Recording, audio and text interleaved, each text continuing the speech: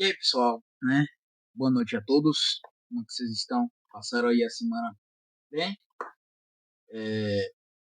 Vamos lá, né, nossa segunda aula da semana, né? Prontos aí para nossa próxima jornada. Tudo bem, na aula passada, né? Já iniciou, né, essa função elementar, né, que é a afetividade e suas alterações. Já começamos um pouquinho sobre algumas definições, né? Dentro aí da afetividade, né? O que alguns filósofos acham, né, dessa afetividade, né, algumas definições, né, de psicopatólogos, né, de cientistas que acham sobre essa afetividade, né, de como esses construtos é importante também para a nossa função psíquica, né, onde a gente está trabalhando aí um leque, né, de situações, né, de digamos assim, né, de construtos, né, tanto a emoção, né, como também a sentimento, né, a gente já falou algumas coisas sobre isso, né, tanto as emoções como os sentimentos, também na razão, né, razão entre a emoção, né, de como a gente pode estar agindo, né, se a gente se essa polaridade entre razão e emoção, né, se razão versus emoção, né, onde a gente pode estar agindo, a gente deve agir com a razão, pode agir com a emoção, né, como a gente pode estar agindo em uma situação, né, para termos um resultado, para termos uma ação mais funcional, né, digamos assim. Já falamos também de algumas paixões, né, afeto, né, caracterizamos alguns sentimentos, né, relacionados à atração, relacionados à esfera de agressividade, né, de alegria, de tristeza, né, onde a gente é esperado, que é esperado, né, de um sujeito com a tristeza, os sentimentos, né, esperados dentro aí de um sujeito triste, de um sujeito alegre, com agressividade, né, também a gente trabalhou um pouquinho no perigo, no narcisismo, né? O sujeito que é narcisista, né? Onde a gente tem aí alguns sentimentos que são característicos, né? Dentro de uma personalidade narcisista, talvez, né? Então a gente começou já a tratar algumas definições, né? Onde a gente começa aí. Finalizamos, né, a aula passada sobre onde a gente criou aquela perspectiva de três tipos, digamos assim, né, de emoções que a gente vai estar trabalhando, né, nessa aula de hoje, certo? Antes de assistirmos essa aula de hoje, sempre deixo claro, né, sempre deixo assim essa recomendação de vocês assistirem sempre as aulas anteriores, né, de você assistir a nova, né, que tem alguns conteúdos aí para vocês, né, para vocês não terem esse conteúdo quebrado. Essa aí é a intenção, né? A intenção de dividir também, né, para vocês não terem todo o conteúdo, né, em uma forma só, em um dia só. É muito pesado para vocês, não vai armazenar da forma que se espera, né? Espero de vocês aí, certo? No mais, né, para quem não me conhece, está assistindo esse vídeo, caiu assim de paraquedas, no primeiro vídeo que vocês estão assistindo, né? Esse serviço fala, né, meu nome é Matheus, sou psicólogo, gravo esses vídeos aí no intuito de mostrar a vocês a minha profissão e ensinar vocês a área da psicologia, né, como a psicologia ela trabalha, mais precisamente aí, né, no olhar da psicologia clínica, né, para voltado aí para terapia cognitivo comportamental, vamos supor, teórica, né, onde a gente já está trabalhando, já trabalhamos, né, nos vídeos anteriores sobre a parte prática, teórica da TCC, a gente já conversou alguns aspectos importantes, né, dentro da teoria da TCC, né, de como é que é a terapia comportamental, também chamada TCC, né, ou como é que ela funciona, como foi criado, de como ela entende a subjetividade do ser humano, então a gente pode estar avaliando, né, o sujeito em si, né, entra no nosso consultório, procurando ajuda, como a gente pode estar fazendo tanto aquela conceitualização cognitiva, que é a chave, né, dentro da terapia cognitivo comportamental, onde a gente consegue analisar o sujeito, né, fazer um mapa, né, do sujeito para a gente começar a burlar, né, a nossa intervenção junto com o paciente, onde a gente começa a levantar algumas hipóteses de algumas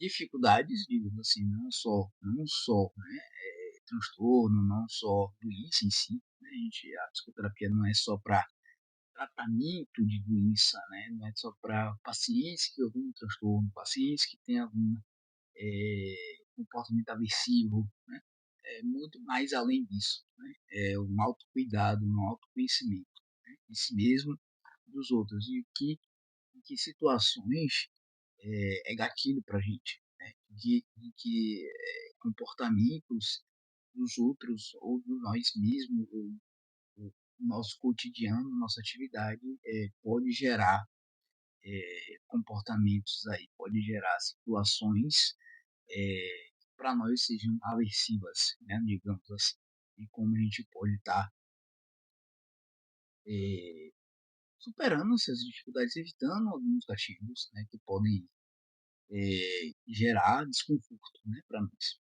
Já também algumas situações, né, bastante situações que a gente já começou, né, nessas aulas atuais agora, né, a gente começou agora a psicopatologia, onde a gente vai trabalhar em toda aquela parte dessas funções elementares, mesmo ver algumas anamnese de como a gente pode estar fazendo, né, de como a gente pode estar qual é o valor, né, para a ciência em si, do diagnóstico, né, porque é importante a gente ter esse diagnóstico para a psicologia, né, é a mesma coisa para a medicina, qual é a diferença, né, do porquê a psicologia é importante, a gente está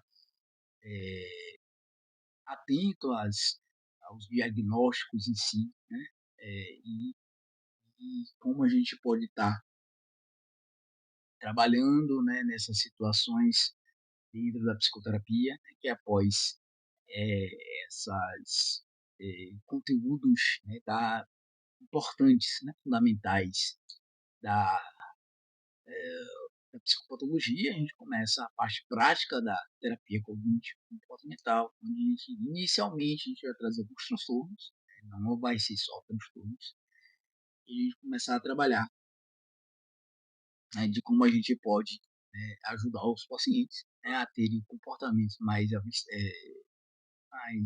adaptativos, né, a gente começa a ajudar também os pacientes a superarem as dificuldades cometidas aí pelos transtornos, certo?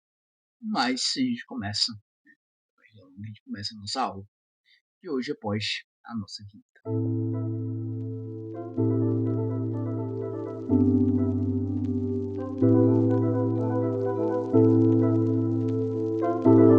Pois bem, né, a gente já comentou na introdução dessa aula, e a gente começa a nossa aula de hoje, né, exemplificando essas três tipos de emoções. A gente começa falando das emoções universais, primárias ou básicas. Quando a gente fala desse tipo de emoção, né, a gente quer dizer, né, que a concepção dessas emoções universais tornou-se moderadamente conhecida, né, sobretudo pelos trabalhos do psicólogo norte-americano Paul Ekman. Suas pesquisas sobre comportamentos não verbais se iniciaram no final dos anos de 1950, né, e continuaram até o presente. A gente começa aí a entender esse processo. No começo, né, estimulado pelo antropólogo inglês, né, Gregory Bateson, que havia filmado nativos em Bali, né, nos anos de 1930. Mané passou a se dedicar à análise dos comportamentos gestuais para fins de estudos culturais. Seu professor de psicologia, Silva, né, convenceu a se concentrar nas expressões sociais das emoções, utilizando um grande número, né, de fotografias de outros humanos com expressões emocionais e comparando as percepções entre os diferentes grupos sociais e étnicos ocidentais e orientais. Ekman notou que havia uma constante concordância na ordenação das certas emoções que pareavam com determinadas expressões faciais, né, apresentadas em fotografias. A partir dessa consonância, né, chegou à conclusão de que haveria comportamentos faciais específicos universalmente associados nas emoções. Assim também, né, as específicas, ou seja, era possível demonstrar empiricamente a existência das emoções universais. Também foi notado por Ekman, né, que nas várias culturas certas emoções só podiam ser exibidas de forma ditada, né, por regras sociais, seguindo prescrições de que seria o socialismo, né, ou socialmente aceito. Muitas vezes as emoções universais eram disfarçadas por tais exposições, né, expressões culturalmente controladas. Isso explicaria, segundo Ekman, como as diferenças culturais podem encobrir a expressão das emoções universais. De fato, Ekman chegou à conclusão de que os músculos faciais humanos podem produzir, né, até 3.000 expressões faciais diferentes relacionadas aí a emoções. Assim, né, trabalhando com Wallace, Paul Ekman estudou as expressões faciais do grupo étnico Ori, né, da Papua Nova Guiné, né, que é um estado aí, uma comunidade onde esses pesquisadores começaram a trabalhar, né, fazer sua pesquisa, né, levantar sua hipótese, né, e comprovar cientificamente, né, o que as teses, né, que ele levantava. Entre esse grupo, devido à sua forma de vida, estava muito pouco exposto, né, às expressões sociais de emoção do Ocidente, representando, né, uma sociedade relativamente isolada. Com Friese, né, costumava aos fori uma história.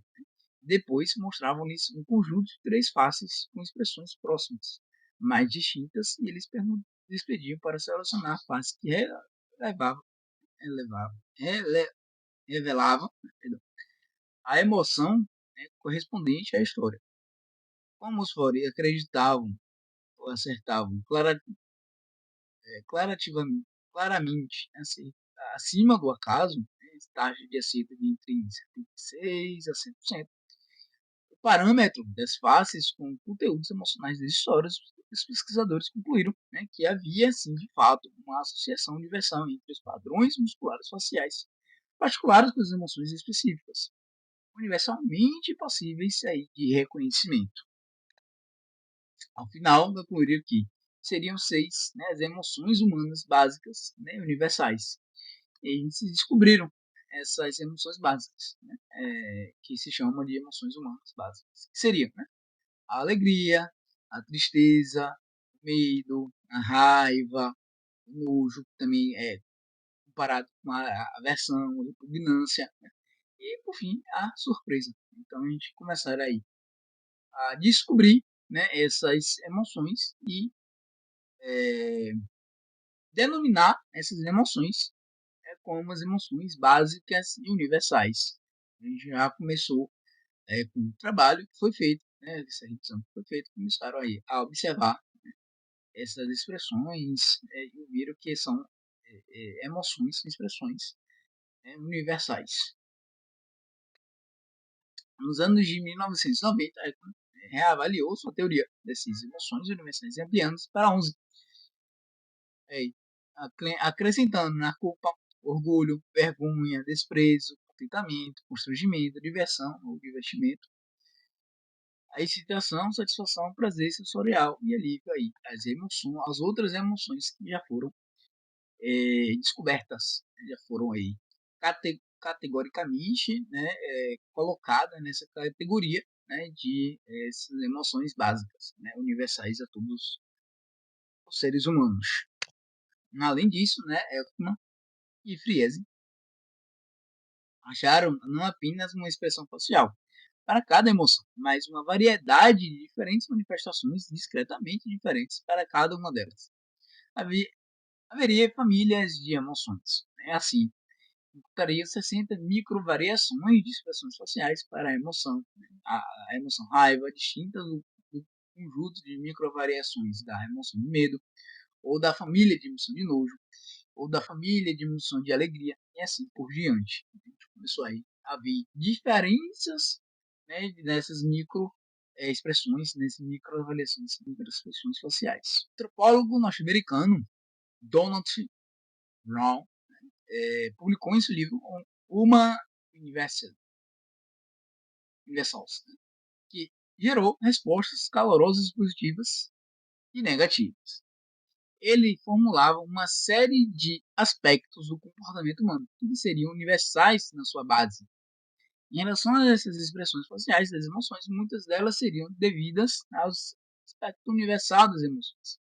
Brown irá sugerir um número ainda maior de emoções universais do que Darwin, né, e Elkman propuseram. Isso que é a ciência, né, onde um vai modificando, né, a partir de um novo estudo vai modificando. Né? Por isso que a ciência ela não é uma ciência, né, pelo menos a ciência psicológica, essa ciência humana, né, as humanas não é uma ciência exata, né, por isso. Sempre tem uma nova teoria, sempre tem uma nova ideia que pode contrariar, né, as ideias novas, né, digamos assim, ideias já mais ancestrais, né, tem uma ideia nova aqui, uma tese nova, prova, tem fundamento, utiliza aí essa nova ideia. Né, por isso que tem várias definições, né, aí vocês têm um livre-arbítrio, né, de concordar, de discordar, de teóricos, né, da psicologia, da medicina, né, isso aí vocês aí analisam, né, qual é a teoria que mais faz sentido para vocês. Seguimos na nossa aula, né, a gente já falou dessas emoções secundárias, ou primárias, né, a gente começa agora falando dessas emoções secundárias ou sociais, que é não universais. Nesse grupo, né, está reunido um conjunto extenso de emoções, em geral, mais complexas do ponto de vista psicológico e neuropsicológico, mais aprendidas socialmente, mais variáveis entre subgrupos culturais.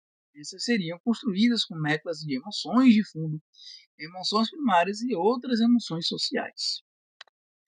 Um exemplo de emoções sociais ou secundárias podem ser citados vergonha, culpa, remorso, simpatia, compaixão, embaraço, orgulho, ciúmes, inveja, gratidão, admiração, submissão, indignação, desprezo, né? Então essas emoções necessitam de uma cultura, necessitam de um entendimento cultural, né? Para você discernir, né, essa emoção, né? Discernir o que está sentindo. Então, por exemplo, a simpatia, você achar uma pessoa simpática, você ter compaixão por outro, depende do que você acredita como uma simpatia, do que você acredita como o que é ser simpático, né? O que é ter compaixão, né? Então, esses comportamentos desse sujeito, eu interpreto como uma compaixão, entende? Então, precisa desse conhecimento cultural, né? Para você entender e interpretar essas emoções, né? Secundárias, né? Por isso que se chama essas emoções sociais ou secundárias, né? Onde a gente pode estar interpretando dessa forma, né? A simpatia, a compaixão aqui no Brasil, por exemplo, não é a mesma coisa, né? Se a gente for para fora do país, né? Se for para uma cultura americana, onde tem uma cultura diferente, tem uma expressão diferente, né, da subjetividade do ser humano é diferente, então a gente tem aí, a gente não pode categorizar, né, essas emoções secundárias de acordo da mesma forma que que eles, né, o povo norte-americano considera, né, essas, porém, né, as emoções universais, né, que são as básicas, né, que a gente começou falando nessa aula, e é universal para todo mundo.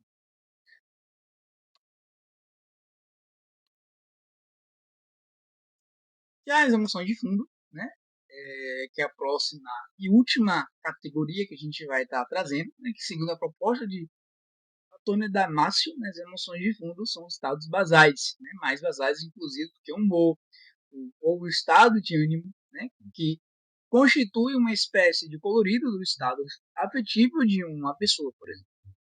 Sensações de bem-estar, né, ou de mal-estar, sensação de fadiga, ou de ter mais ou menos energia, são citados como emoções de fundo. De qualquer forma, é difícil notar as diferenças entre construto, emoção de fundo, como construto humor, ou estado de ânimo. Cabe mencionar, por fim, né, que contra a noção de que as emoções primárias são fenômenos biológicos, o filósofo Andrea Cretino, né, argumentava que não há base empírica suficiente para a separação entre as emoções primárias neurobiológicas e as secundárias socioculturais. Outras perspectivas eh, defendidas por muitos autores discordam da teoria das emoções universais, salientando a dimensão, né, histórica, né, especialmente cultural das experiências emocionais. Aí, em certa medida, nessa linha, cada povo e cada época configurariam, né, modos específicos de experiência emocional. De toda forma, né, o debate sobre o tema continua vivo, né, despertando emoções dos debatedores. Aí ainda continua aí vivo nessas discussões onde a gente tem aí sobre esses construtos, né, essa emoção secundária, emoção primária. A gente pode aí ainda estarmos em discussões. E o nosso próxima emoção, né, tipo de emoção, é aquelas emoções não conscientes. As emoções não conscientes são aquelas cujos processamentos incluem fenômenos automáticos, não controlados e ultra rápidos, que ocorrem sem que haja tomada de consciência do indivíduo, né, que é esse experimento. As pesquisas sobre esses tipos de emoções, né, usam-se paradigmas de experimentação em que estímulos emocionais, né, como por exemplo imagens de fácil expressão, fortes emoções, são apresentados de forma ultra rápida durante menos de 30 milissegundos, sendo imediatamente seguidos por um estímulo, por um outro estímulo, neutro do ponto de vista emocional. Esse último interrompe ou mascara o estímulo emocional prévio. Após isso, são testados nos sujeitos desempenhos comportamentais, como a correção e a acurácia da detecção, da identificação, ou a discriminação do estímulo emocional previamente apresentado aos indivíduos. Para ser considerada, né, uma emoção não consciente, não deve lembrar das faces que eles foram apresentados, e não deve aceitar os testes mais do que as taxas acesso a caso, né, revelando que permaneceram totalmente não conscientes em relação ao estímulo emocional. Apesar, né, de toda da total não consciência da emoção não consciente, os sujeitos avaliados revelam mudanças de parâmetros neurofisiológicos, geralmente medidas com potenciais evocados, observados em geral, com experiências emocionais vividas conscientemente. Fases emocionalmente carregadas mudam sensivelmente os parâmetros neurofisiológicos mais do que as neutras. Assim, nos experimentos, sujeitos apresentam os parâmetros neurofisiológicos da vivência consciente, mas de fato tiveram uma emoção não consciente. As emoções não conscientes ativam algumas regiões cerebrais semelhantes às das emoções conscientes, mas ativam com mais intensidade outras regiões, como a amígdala, os folículos separadores e o córtex do hemisfério direito. mesmo que o sujeito se manifeste totalmente não consciente da presença de estímulos com conteúdos emocionais, ocorrem também respostas psicológicas que indicam que houve mudança sim no estado e no funcionamento mental das pessoas decorrente dessas emoções não conscientes.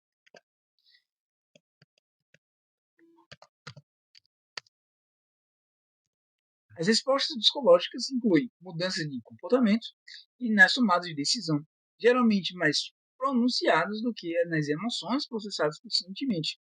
Por exemplo, foi verificado em um estudo que pessoas com sede, as quais eram apresentadas faces alegres com a paradigma não consciente, bebiam muito mais água espontaneamente do que as que não foram apresentadas faces de alegres depois dos testes. As escolhas do tipo de obras de arte diferiam também gradativamente entre os expostos a estímulos emocionais não conscientes e estímulos e os expostos a estímulos neutros, ou seja, as emoções não conscientes influenciaram a escolha de um padrão de obra de arte, sem o indivíduo saber o porquê. Assim, atualmente existe uma boa base de estudos empíricos, incluindo que uma parte possivelmente importante de nossas experiências emocionais pode ocorrer de forma não consciente. E é possível que processos emocionais significativos ocorram totalmente à margem de nossa percepção consciente. Na parte final dessa aula, desse capítulo, veremos como as emoções não conscientes ocorrem e são processadas nos diversos transtornos mentais. Nas próximas aulas a gente vai começar aí sobre esse critério, sobre esse quesito aí, certo? Dito isso, a gente começa trabalhando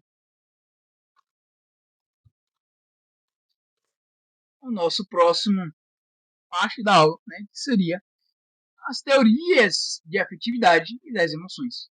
Agora a gente vai trazer alguns teóricos e exemplificar alguma teoria de alguns teóricos sobre esse critério, a afetividade e as emoções. O nosso primeiro teoria será a teoria de James Land, um filósofo psicólogo norte-americano, William James, e o médico psicólogo dinamarquês, Carl Georg Jung, desenvolveram, independentemente de um grupo, de um do outro, uma influente teoria sobre as emoções, que afirmava que a base da experiência emocional deveria sim encontrar na periferia do corpo, principalmente nas regiões fisiológicas do sistema nervoso autônomo periférico. Nessa concepção teórica, a emoção era concebida com a percepção, a tomada de consciência das modificações fisiológicas produzidas por determinados eventos. James diz que após as mudanças corpóreas segue-se imediatamente a percepção do fato excitante e a emoção é o que sentimos dessas mudanças corpóreas. Assim, nessa teoria a pessoa primeiro vê o tigre, começa em seguida a suar, a empalidecer, a ter taquicardia e consequência dessas mudanças corporais faz então sentir propriamente dito o medo. James afirma que seria impossível imaginar o que sobraria da emoção de medo se não estivesse sentisse o pulsar do coração, a respiração ofegante, o tremor dos lábios, o dobrar das pernas ou a pele de ganso, seria outra coisa, mas não uma verdadeira emoção. Contra a teoria de James Land, tem-se verificado que em várias situações fisiológicas, alterações viscerais e autônomas, sem qualquer concomitante emocional ou mental. No entanto, em favor dela, verifica-se nos indivíduos com lesões medulares, as quais impedem as sensações proprioceptivas, alterações da qualidade das emoções. Tais indivíduos relatam uma mudança radical na qualidade de suas emoções após a lesão medular. Falam que, a partir da lesão, sentem uma raiva fria, uma espécie de raiva mental, que parece uma raiva sem a força e a intensidade que tinham antes da lesão, antes da supressão das informações corporais que percebiam. Já na teoria de Cano Barth, esse fisiologista norte-americano, introdutor do conceito de homeostase, formulou no fim dos anos de 1920 uma hipótese sobre as emoções que refutava e formulava uma alternativa à teoria de James Lange. Suas ideias foram completadas pelo também fisiologista Philippe Barrett, que, com base em suas pesquisas com animais de laboratório, havia descoberto que as informações sensoriais e fisiológicas passam pelo diencéfalo, especialmente pelo tálamo, antes de serem analisadas e processadas, atingindo então as áreas corticais da percepção consciente e, ao mesmo tempo, as áreas fisiológicas do sistema nervoso autônomo. Não seria possível anatomicamente que o primeiro fosse ativadas as áreas fisiológicas autômicas, e depois a percepção sensorial consciente. Essa teoria, os estímulos que geraram a emoção, por exemplo, a visão do tigre, ao passarem pelo tálamo, dividem-se em aferências, que vão para o córtex visual, produzindo a sensação ameaçadora de ver o animal, e ao mesmo tempo outras aferências que vão para o hipotálamo, as quais geram as respostas fisiológicas de taquicardia, sudorese e palidez. As respostas fisiológicas e patológicas de medo ocorreriam ao mesmo tempo, com a coordenação efetuada pelo tálamo. E assim, a gente encerra a nossa aula de hoje. Na próxima aula a gente continua mais algumas teorias, de mais alguns teóricos. Tá aí meu e-mail, essa é a forma de vocês terem para entrar em contato comigo, para ficar à vontade, tirar dúvidas, fazer sugestões de novos vídeos que queiram que eu traga, curiosidades que vocês tenham. Estarei aí à disposição para ajudá-los da melhor forma possível, certo? Mas espero que tenha ajudado vocês a entender essa parte dessa aula. Muito obrigado pela atenção. Uma boa semana, um grande abraço e nos vemos na próxima aula.